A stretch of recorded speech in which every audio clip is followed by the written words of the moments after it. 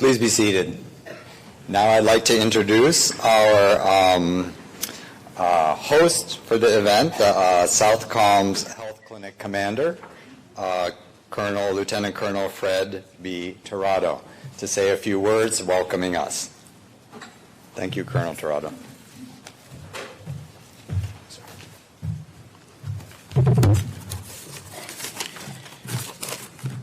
Good morning. Can you guys hear me fine? On behalf of Colonel Caroline Blanding, Dwight D. Eisenhower, Army Medical Center Commander, and Admiral Craig S. Fowler, U.S. Sergeant Command, Combatant Commander, welcome to the 9th Annual Pain Care Skills Training here in beautiful South Florida. Today, we have the best of the best from all over the world sitting in this room. Through the joint efforts of colleagues and subject matter experts, you will learn more about optimizing care, integrated and innovative approaches to pain management within the Department of Defense. Readiness is the #1 priority, and there's no number one. There's no other number one. Our people will always be our #1 priority, because it's our military's people that give us our greatest strength and our most important weapon system. We are the best armed forces in the world, and what you all do in your daily lives to take care of our people, which is our soldiers, sailors, Coast Guard, Marines, Air Force, family members, civilians, retirees, and veterans, pays dividends to ensure we remain the best armed forces in the world. Therefore, this week, let's share those best practices, lessons learned, tactics, techniques, and practices to help restore functions and relieve pain while mitigating the risk of drug addiction throughout our formation, families, and communities. It is not good enough to operate business as usual. We must treat our people with the best of the best, because it's our people who will deliver and support our readiness, modernization, and reform efforts. Again, welcome to beautiful sunny Miami, so others may live. Thank you.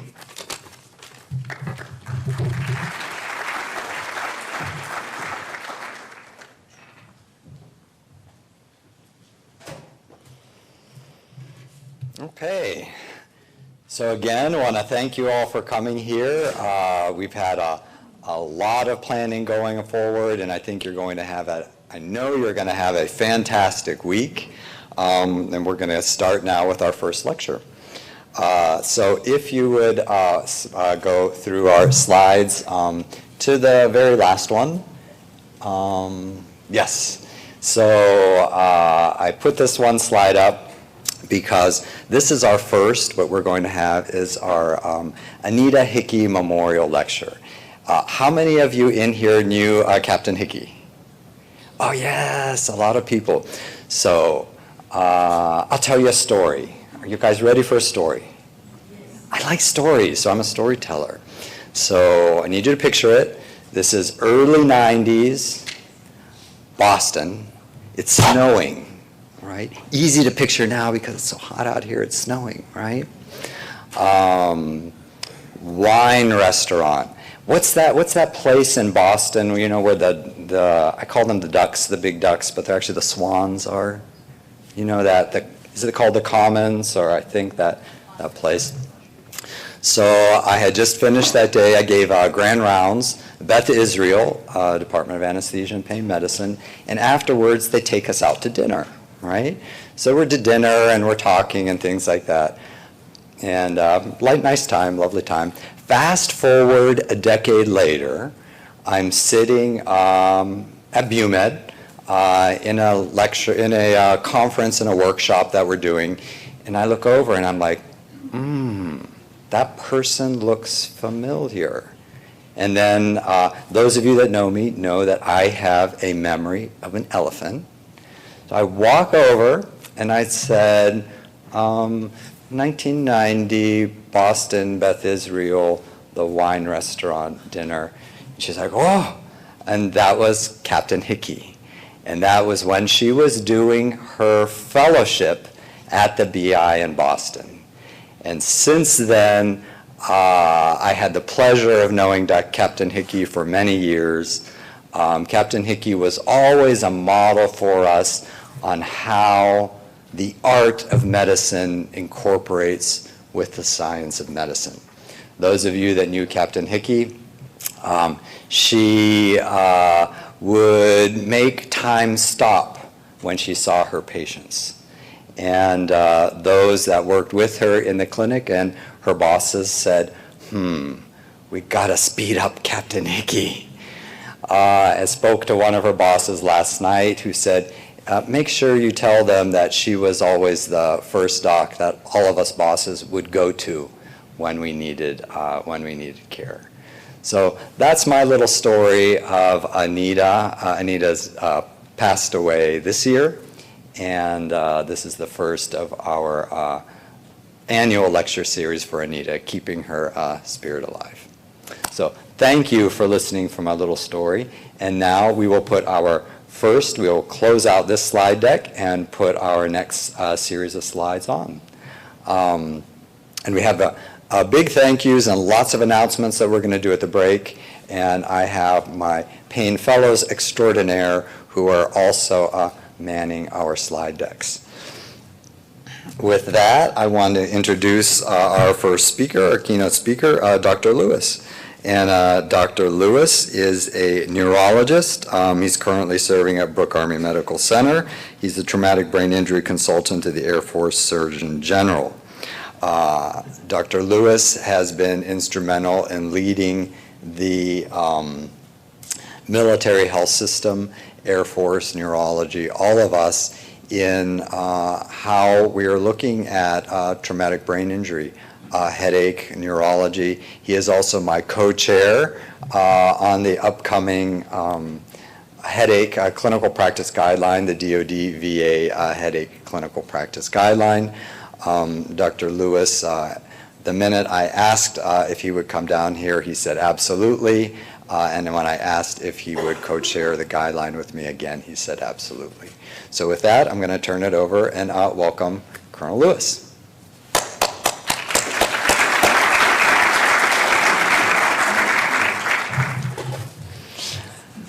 So you're not going to be able to control the slides. Okay. So just say next slide and add them right over there. Nod to them there, and they'll post your next slide.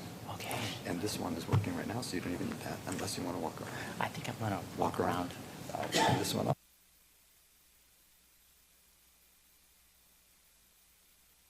Can you hear me? Oh, yeah, I think so. I can hear me.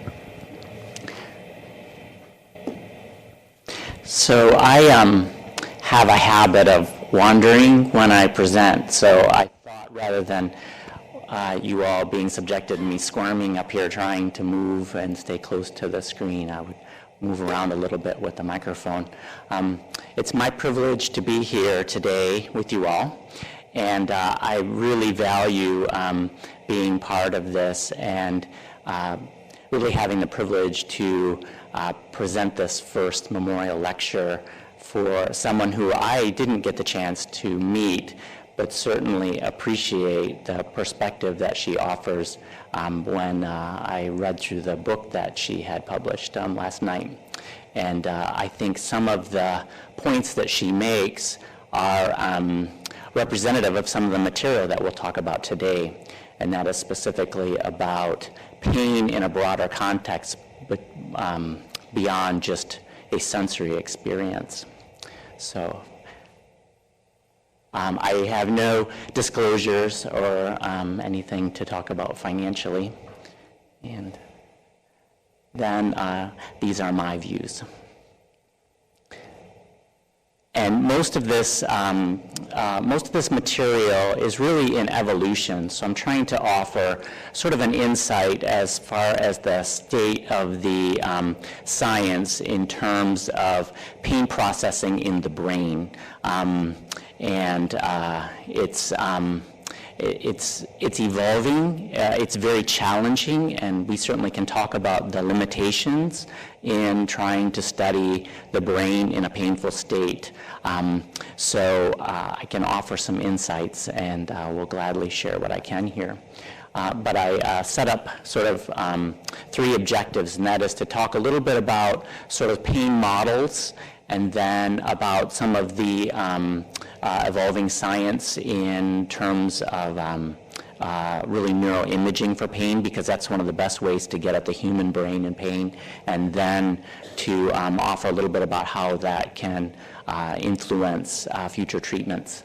So I like to start, and for those of you who I had the chance to meet a few years ago, I presented a grand rounds on pain, and I began with this question about what is pain, because it's something that I think is inherent in the human experience, but is difficult, I think, to clearly articulate what the full experience of pain is.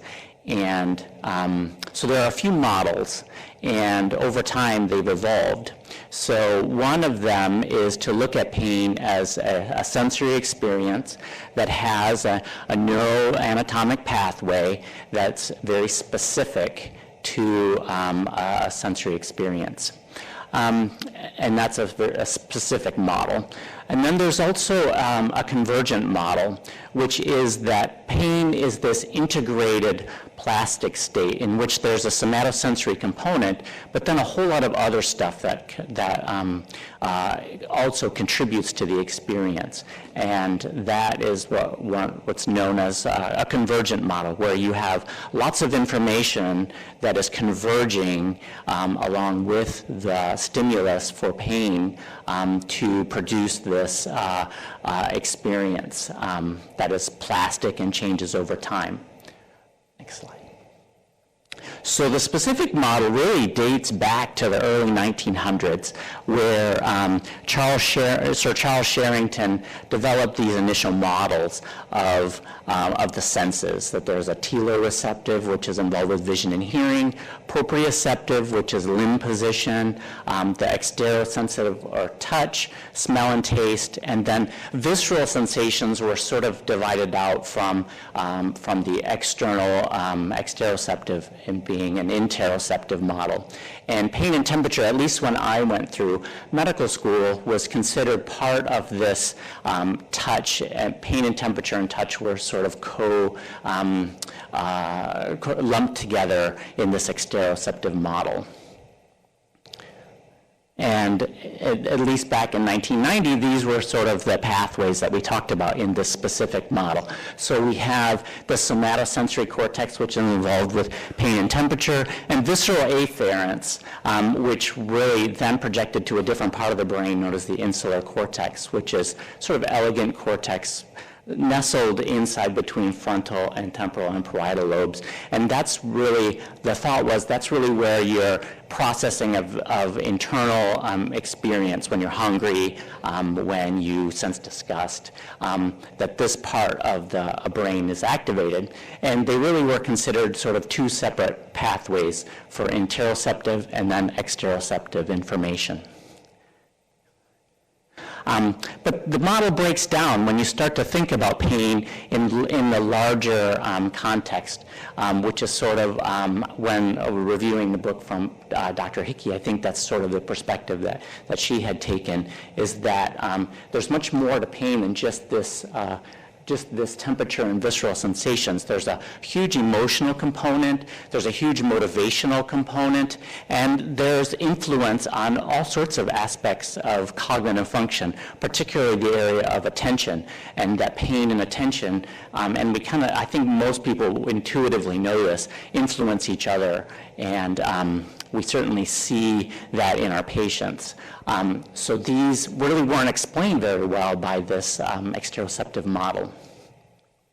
So in trying to understand a broader context, the concept of a neural matrix came forward. And this really was propelled by experiences of providers taking care of their patients, and particularly in the area of phantom limb, where you really have lost the exteroceptive mechanisms for pain, or even sensation in the body, but that the pain persisted. And also the sensory experience of a retained limb would be there. And not only in patients with phantom limb, but patients that were born without limbs could describe this.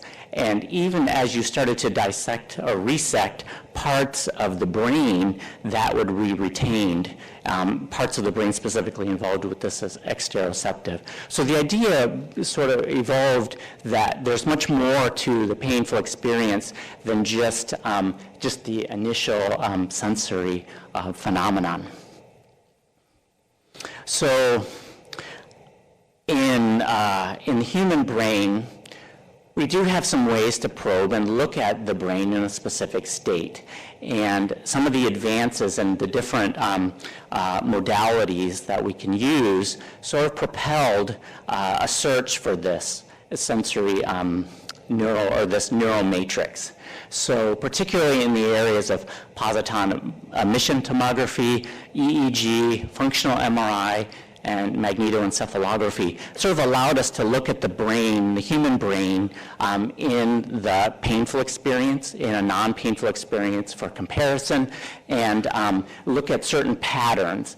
And the idea was that there is some sort of particular pattern that would correlate with the painful experience, and that it really wasn't necessarily any one specific location, that there wasn't a pain center in the brain, but rather the activity and the flow of information that would be correlated with the specific pattern of activation would be our pain signature.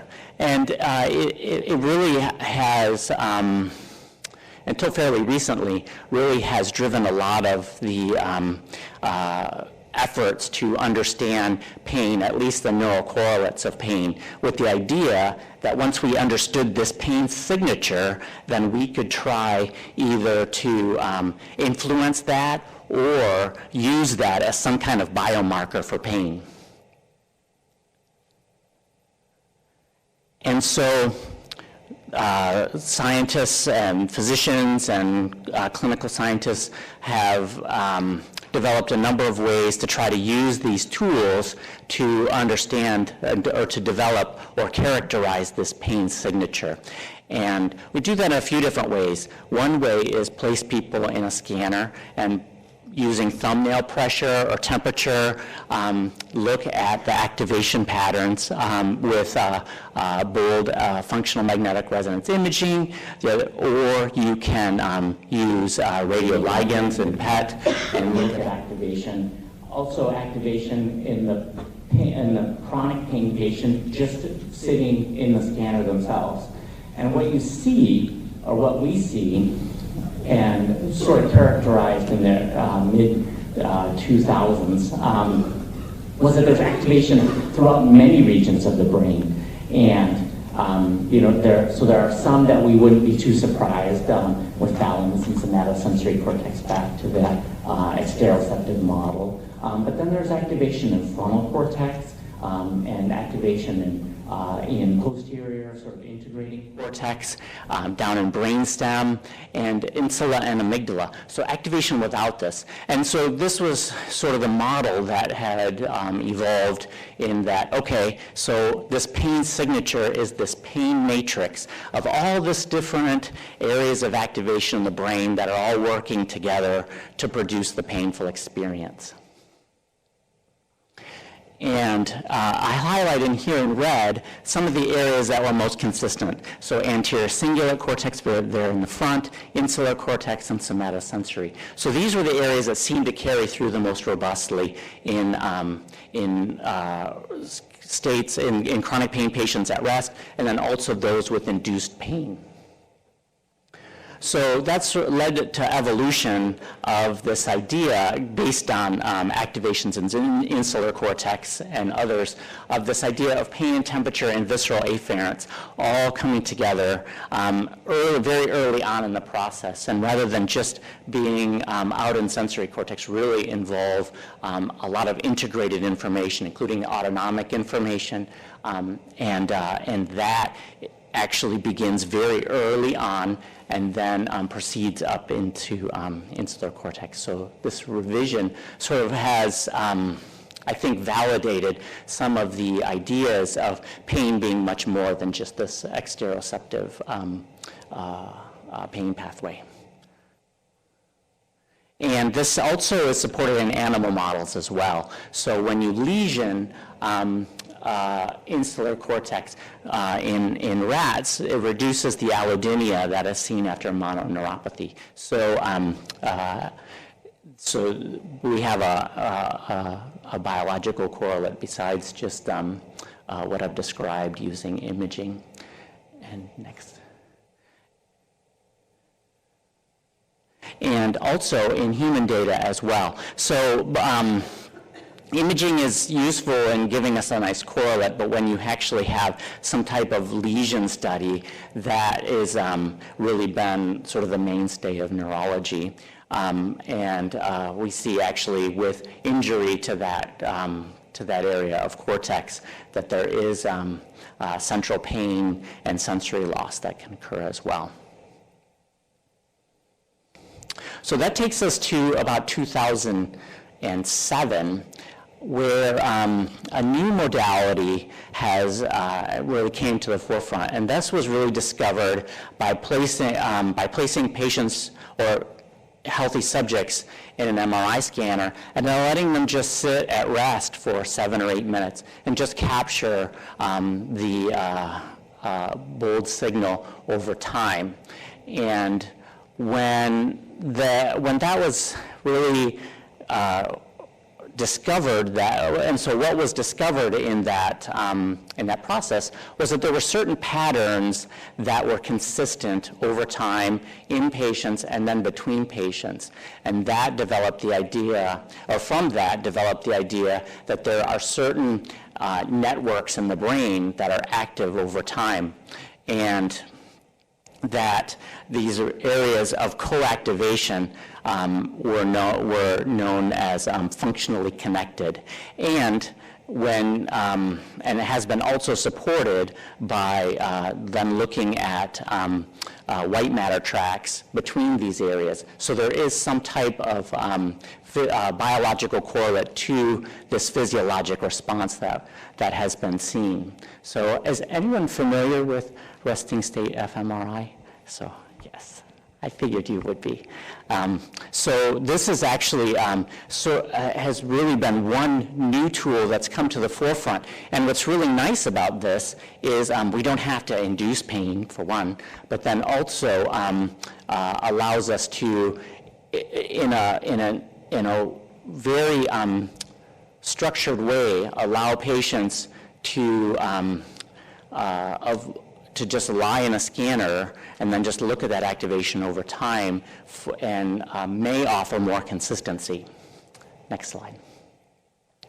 So when this has been done, what's been discovered is that there are certain resting state networks in the brain that seem to hold across patients and across time. And these are a few of the networks, and I'm introducing them here because we'll be talking about them as we progress.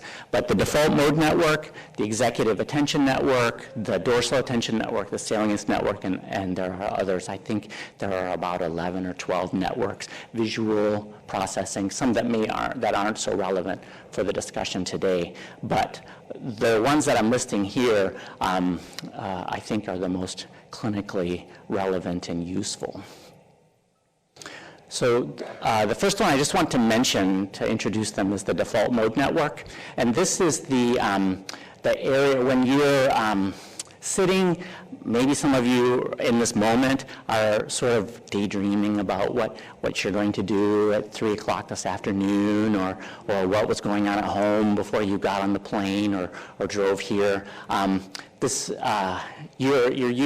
What's being activated during that process is the default mode network. And this is sort of just the typical pattern of activation of the resting brain. And I highlight down here on this image areas that have been correlated that were also in this pain matrix.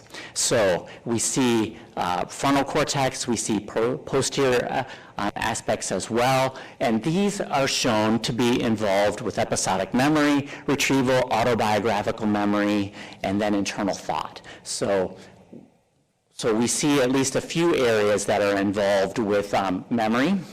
We also see some that are involved with, in the frontal areas, involved with social cognition, value-based decision-making, and emotional regulation. So a very relevant network to consider.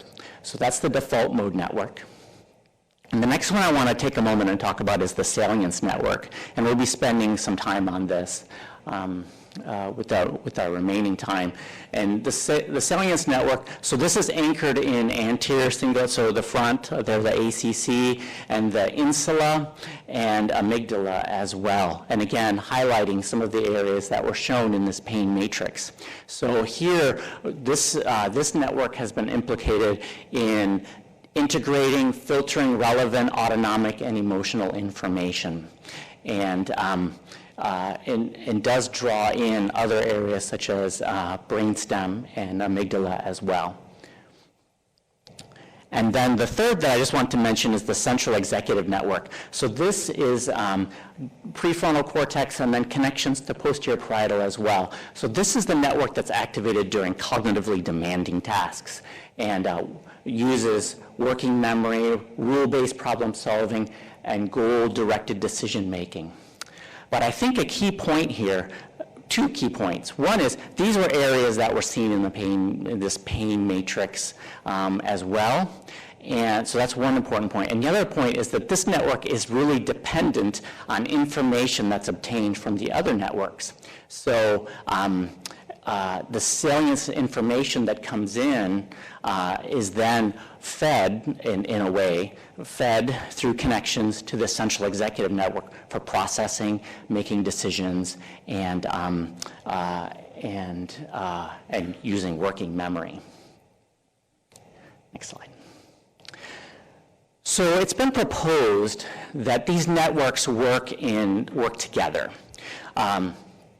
And so we have this down here at the bottom, we have the salience network, which is taking this information, mapping it to goals and information from the other networks to help drive behavior. That information goes up into default mode network, which is then activating for autobiographical memory, episodic memory retrieval, maybe associations with that salient, with that information that has come into up through the salience network, queuing that processing and fitting that into sort of the story of your life, for instance. And then also that information is fed to the central executive network for problem solving and decision making. And so you can sort of see a model of a chronic pain with activation of salience network, and then its influence on executive function. You can see that in affecting memory or at least the associations with certain memories, maybe preferentially, and how these all function together to sort of model the human experience. And that's great.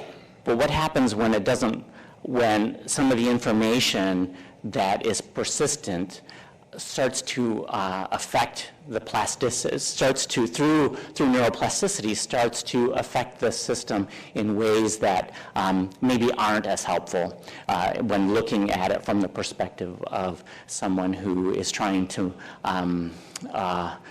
take in much more information than just the pain state. So what we have here is aberrant salience network dysfunction is associated with psychomotor poverty, reduced goal-directed action. Actually, there's a neurodegenerative state known as frontotemporal dementia, which seems to preferentially affect the salience network. So we can see that there are some correlates to that. default mode network can, in sort of a more aberrant state, can lead to excessive rumination and poor autobiographical memory. And I would guess that most people here who have taken care of pain patients can sort of see this pattern potentially in some of the symptoms that are reported. So default mode network has been implicated in meta-analytic studies with depression. And default mode network is actually one of the networks that is thought to be implicated in Alzheimer's disease. So we've got the default mode network potential dysfunction and central executive network dysfunction in terms of impoverished working memory or sequential resource allocation, being able to make smart decisions about how to use your resources. So we can see, at least in some of these models, that in the disease state, we can start to see some correlates beyond this pain matrix, actually starting to dissect out in a dimensional way different complaints.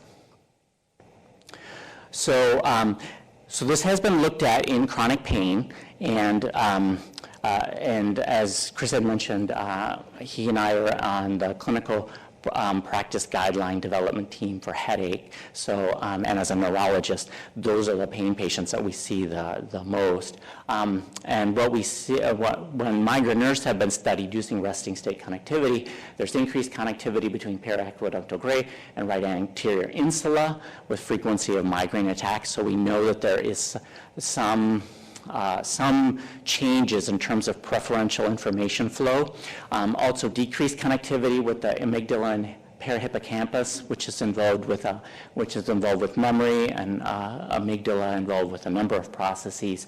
There are some correlations that we're seeing in resting state connectivity in chronic pain. So I mentioned the salience network, and salience is how one interprets the importance of a physiologic state. I didn't really describe that because I just wanted to introduce the networks as they are laid out. This is how it's interpreted, and maybe part of the perpetuation of pain, even in the absence of painful of tissue injury, as may have been initially experienced. So this network is also activated in viewing others in pain. So there's a mirror neuron system. So your salience network may be activated when you're in close proximity as someone's describing their painful experience, or in personal rejection as well. And this is likely contributes to placebo or nocebo effects. If there's a perceptual bias, one direction or the other, that can occur over time, then that is going to have dramatic influence on how that information is processed, how that is fed forward into other networks, and how that drives the functioning of the brain. And involves a number of the same areas, and has been shown correlation, as I mentioned, with, besides in chronic pain in the resting state, also with induced pain. And so besides migraineurs, also in low back pain, we see this as well. Again, a lot of the same areas, but more. So temporal gyrus, medial prefrontal cortex, as I mentioned, involved in the central executive network, precuneus and posterior cingulate, which are part of default mode network, and anterior insula, which is salience. So you can see the low back pain experience likely involves all of these networks, at least in a correlational way. And then talking a little bit more about this salience and attention. So there seems to be some correlation beyond just painful experience to this perceptual bias that we notice in general. So aversive stimuli and bodily sensations in general may be perceived in a negative way, and certainly I'm not sure about everyone here, but I've certainly, in talking to fibromyalgia patients, I often hear about being exquisitely sensitive to noise, to smells, to certain scents. So there is a potential perceptual bias right there, and an enhancement of this salience network. So what I wanted to outline here is that pain is this dynamic experience that can be represented spatiotemporally in a network that involves cognitive, affective, and sensory motor activity. And the patients may not be aware of that, and they may be focused on the external environment, but the processing involves much more than just that external cue, and can lead to various subjective experiences, such as the fibrofog that has been described for fibromyalgia. And the efforts are still ongoing to map these dynamic relationships. There's one other network I just want to mention, and that is activation that seems to be correlated with reduced pain, or reduced painful experience. And this has been described as the anti-nociceptive network, which involves a lot of brainstem structures and medial prefrontal cortex. And this has been shown when in resting state studies in the chronic pain patients, at some point the patient or individual's mind may wander away from the painful experience itself. So focus on painful experience seems to involve a lot of salience network with then subsequent activation of other network, effects of function of other networks. But mind wandering away from pain is correlated with this activation of this network that's involved with prefrontal cortex and brainstem. So here we have a potential target for activation. And a lot of these pathways are serotonergic and noradrenergic. So those of you involved with pharmacological treatment probably recognize that some of the medications probably have some effects within this network themselves. But there may be other ways to get at this network. So a potential putative target for intervention besides just pharmacotherapy. This also helps understand how some processes, or potentially how some types of attentional training, such as meditation, may influence pain and may allow for cognitive behavior, may be part of how cognitive behavioral therapy is efficacious for some of the various dimensions. It also allows us to think about ways to target this network, stimulating the network through some neuromodulation or non-invasive neurostimulation. So the beauty of these resting state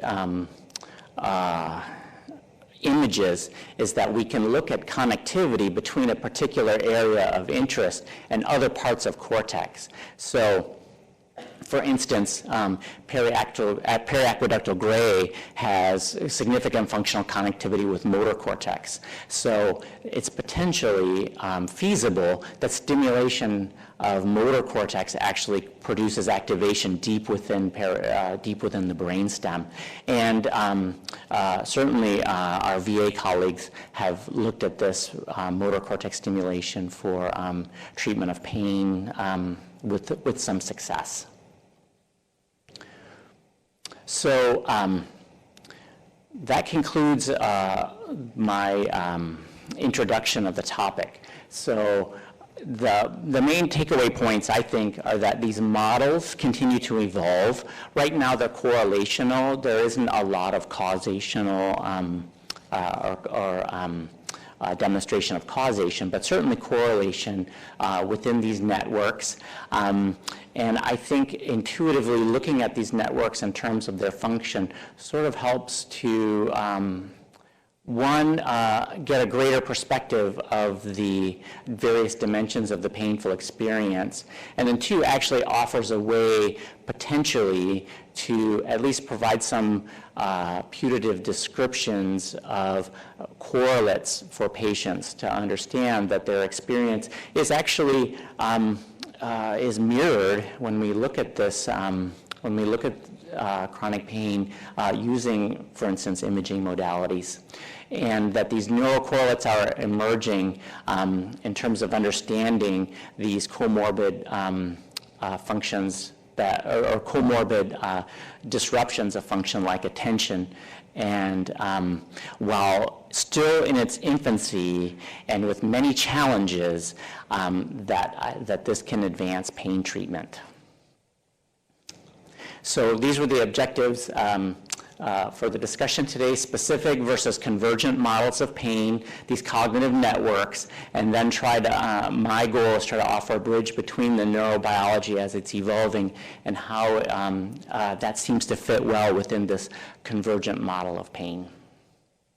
Thank you.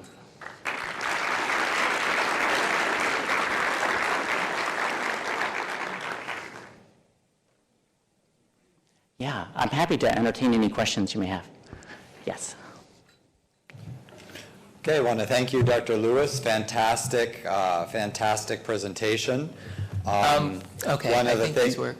Fantastic presentation. And I think we do have a time for a couple of questions, if anybody has questions. I can start off with one as well. And you mentioned... You get the trump. Yeah, I guess since I have the microphone, I can start my question. Go ahead. You mentioned a little bit about the serotonergic and noradrenergic as potential interventions. Other than pharmacological based, what do you see in your crystal ball as coming up in the future with what we're doing with these networks and pain treatment? Yes, thanks. So what I see is targeted neurostimulation potentially. So there are some studies that show that stimulation of parietal cortex, which has robust connections to hippocampus, actually increases working memory. So there's one way that this is already being demonstrated outside of the pain realm. There's interest in looking at targeted connectivity between dorsolateral prefrontal cortex and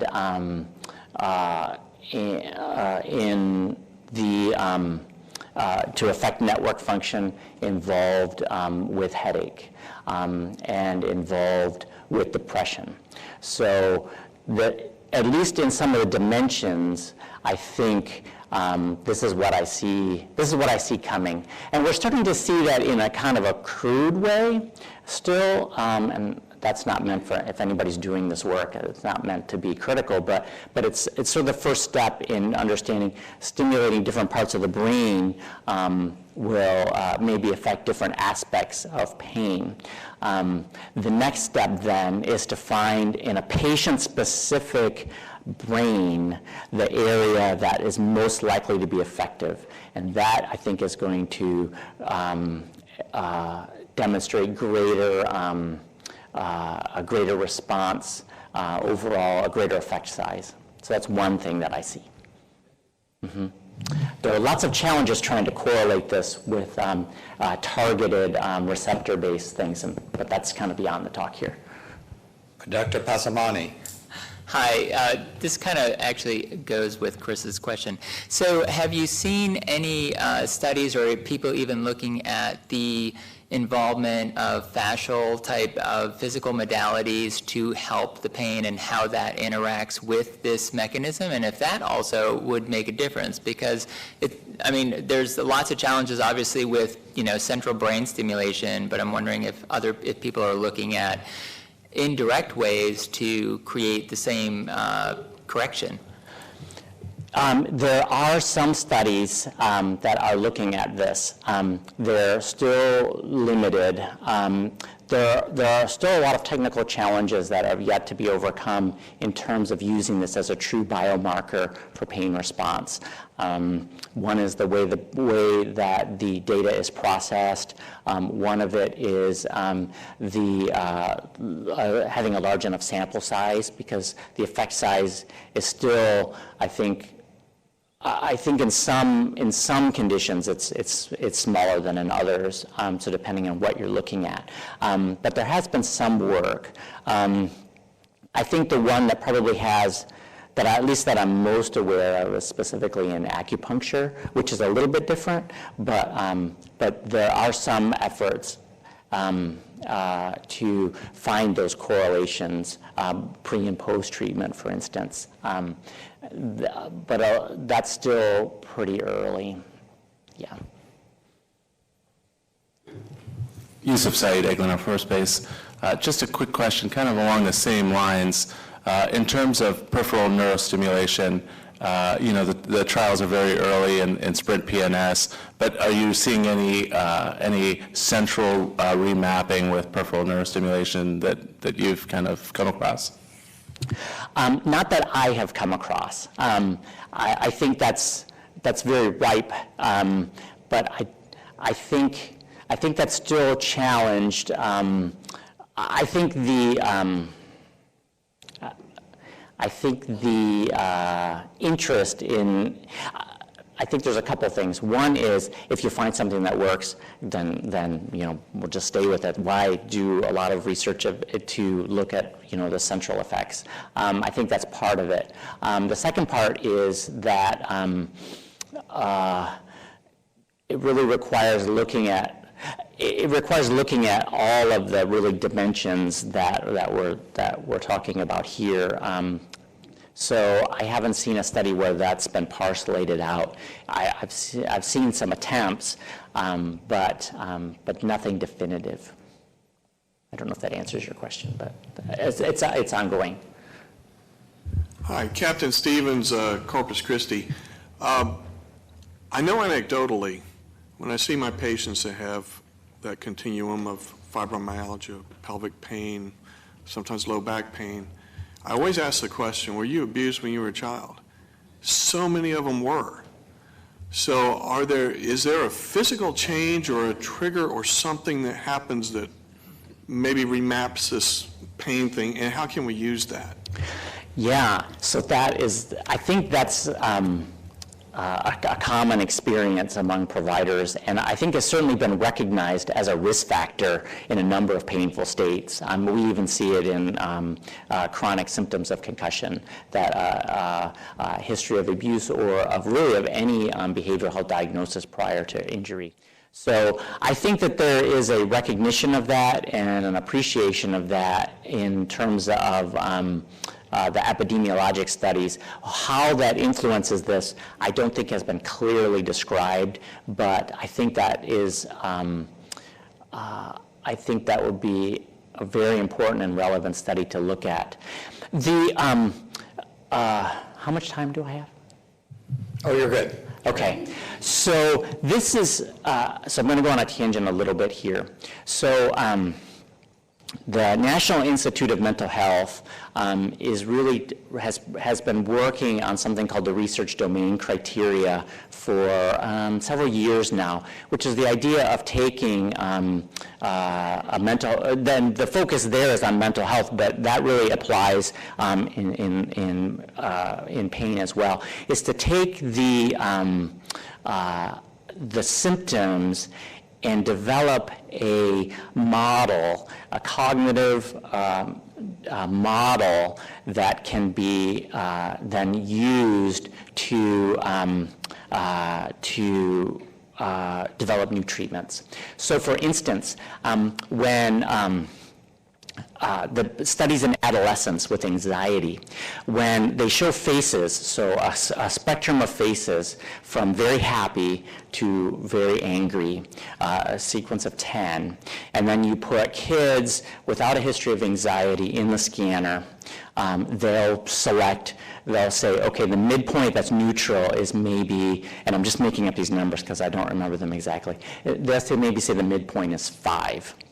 You take anxious patients, they will be shifted perceptually over 2 or 3, so that what someone who without anxiety would interpret as mildly positive, they will interpret as neutral. So this perceptual bias is now being looked at in terms of a target for anxiety disorders.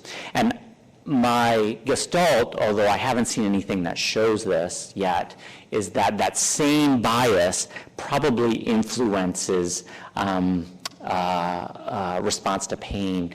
And my guess is that's probably very early on in the developmental process, probably the earlier in the developmental process that that aversive stimuli occurs, probably the greater the degree of risk for subsequent comorbidities along with pain. That's just me talking, so I'm glad there was a disclaimer slide early on. But I think, so while that hasn't been borne out yet, I think that's the approach to take to answer your question. And I haven't seen that study yet, but I am, at least in terms of correlations with what I've been describing. I think it's certainly been described in terms of the epidemiology, but not in terms of neurophysiology. Any other questions? Okay, with that, Thank Colonel you. Lewis, thank you again very much.